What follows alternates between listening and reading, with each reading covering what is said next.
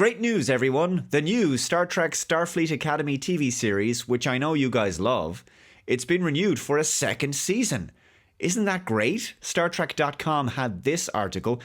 Emmy Award winner Tatiana Maslany to guest star in Star Trek Starfleet Academy. The series' second season renewal was also revealed at New York Comic Con. That was from a few months ago.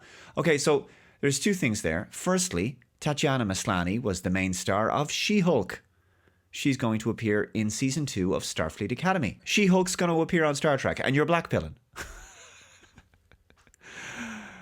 And secondly, Starfleet Academy has been renewed for a second season, despite the fact that the first season hasn't even aired yet.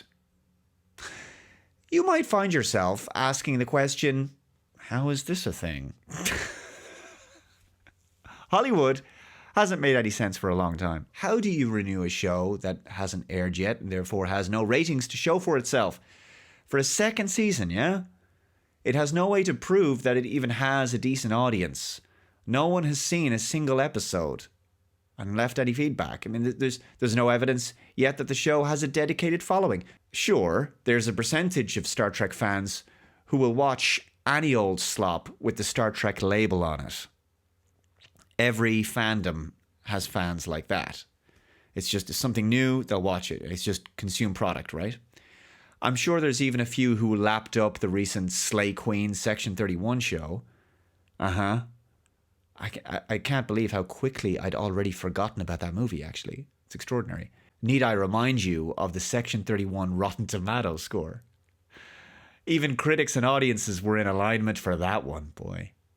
Certainly a low point, the nadir of Star Trek.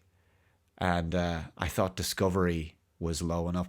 So Star Trek Starfleet Academy is going to have at least 2 seasons. So we know that much. Now, the idea of a story set in Starfleet Academy is not new to Star Trek, actually. In fact, it was the original story idea for Star Trek VI.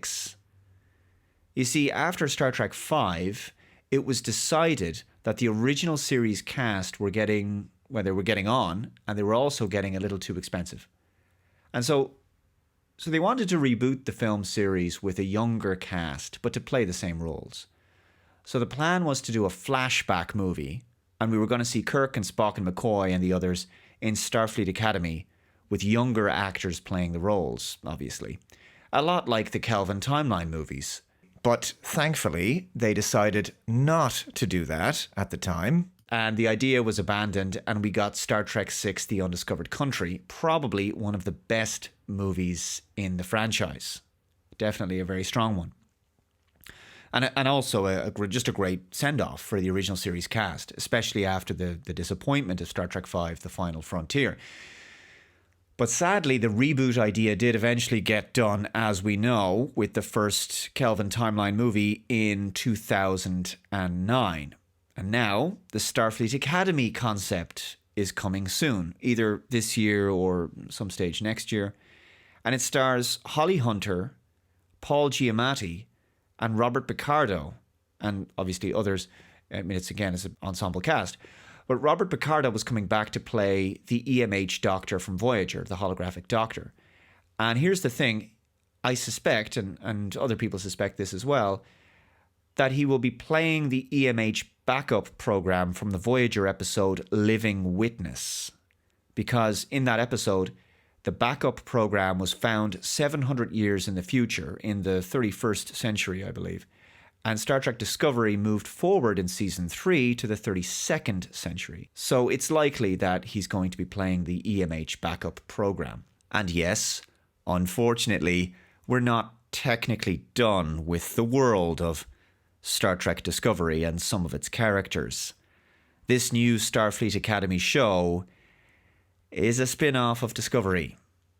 And it's set in that timeline, in that period of Star Trek history. So, yeah, you can probably expect the odd guest appearance from Discovery cast members now and then.